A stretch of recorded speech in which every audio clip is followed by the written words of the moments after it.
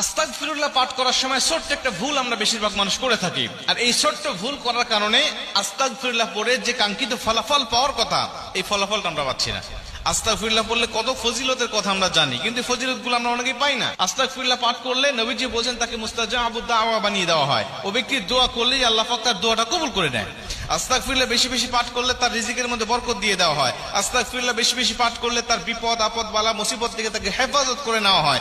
আস্তাগফিরুল্লাহ বেশি বেশি পাঠ করলে আমার আল্লাহ পাক যার কেউ নাই, দেওয়ালে পিঠ থেকে গেছে এমন ব্যক্তিকেও আল্লাহ পাক পথ দেখিয়ে দেয়। আস্তাগফিরুল্লাহ বেশি বেশি পাঠ করলে রিজিকের মধ্যে বরকত হয়। যার কোনো ইনকাম সোর্স নাই তার ইনকাম আল্লাহ পাক বৃদ্ধি করে দেয়, ইনকাম সোর্স গুলো আল্লাহ পাক খুলে দেয়।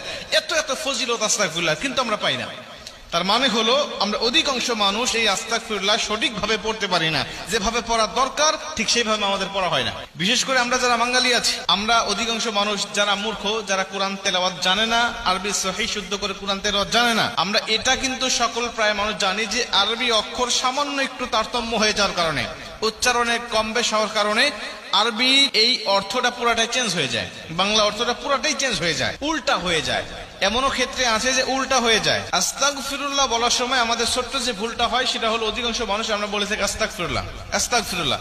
এই কথাটা একটু কমন হয়ে গেছে, অনেক শিক্ষিত মানুষ এই ভুলটা করে থাকে। আস্তাগফিরুল্লাহ আস্তাগফিরুল্লাহ, এখানে আস্তাগফিরুল্লাহ অর্থাৎ হলো এখানে গাইন, তা গিয়ে গাইনকে ধরেছে, তা গাইন যাব আস্তাগফিরুল্লাহ। অথচ আমরা অনেক মানুষ এই গাইনের জায়গায় আমরা ক লাগাই দেই, কাফ লাগাই দেই, গয়ের জায়গায় আমরা ক লাগাই দিয়ে আস্তাগফিরুল্লাহ আস্তাগফিরুল্লাহ বলি। এখন দেখেন এই দুইটার ভিতরে কতটা তারতম্য, এই দুইটা অর্থে কতটা বেশ কম হয়ে যায়।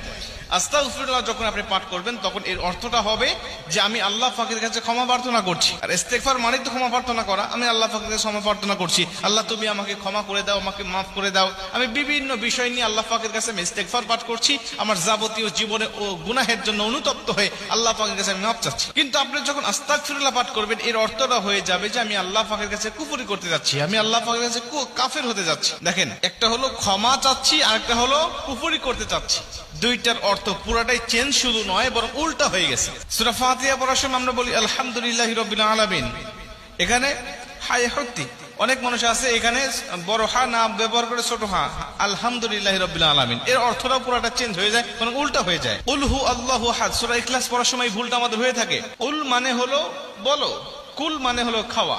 অনেক মানুষ এখানে অর্থটা হলো উল হু আল্লাহু আহাদ, আল্লাহ পাক বলেন নবী আমার আপনি বলেন আল্লাহ এক, অথচ আমরা বলি কুল আল্লাহু আহাদ, অর্থাৎ খাও আল্লাহ এক। কতটা সেন্সিটিভ বিষয়, কতটা ভাবার একটা বিষয় যে আমাদের সামান্য ভুলের কারণে, অবহেলার কারণে, গাফিলতির কারণে আমাদের পড়া শুধু আমাদের শুধু পড়াই হচ্ছে, এর বিনিময়ে আমরা কিছু পাচ্ছি না। এজন্য নবীজি বলেন কোরআন তেলাওয়াতকারীকে কোরআন লানত করে। এমনও কিছু কোরআন তেলাওয়াতকারী আছে যাদেরকে কোরআন লানত করে, যারা সহি সুন্দরভাবে কোরআন তেলাওয়াত করতে পারে না, এই কোরআন তাদের উপরে লানত করে। মুসলমান ভাইরা আমার, এর জন্য আমরা যদি কাঙ্ক্ষিত ফলাফল পেতে চাই, আল্লাহ পাক যে অফার গুলো ঘোষণা করেছেন, নবীজি যে অফার গুলো ঘোষণা করেছেন, বিভিন্ন আমল করলে যে কাঙ্ক্ষিত ফজিলত গুলো আল্লাহ নবী আমাদেরকে বর্ণনা করেছেন, এই কাঙ্ক্ষিত ফজিলত গুলো যদি আমরা পেতে চাই, কাঙ্ক্ষিত অর্জন গুলো যদি আমরা পেতে চাই, অবশ্যই সহি সুন্দর করে কোরআন তেলাওয়াত করতে হবে।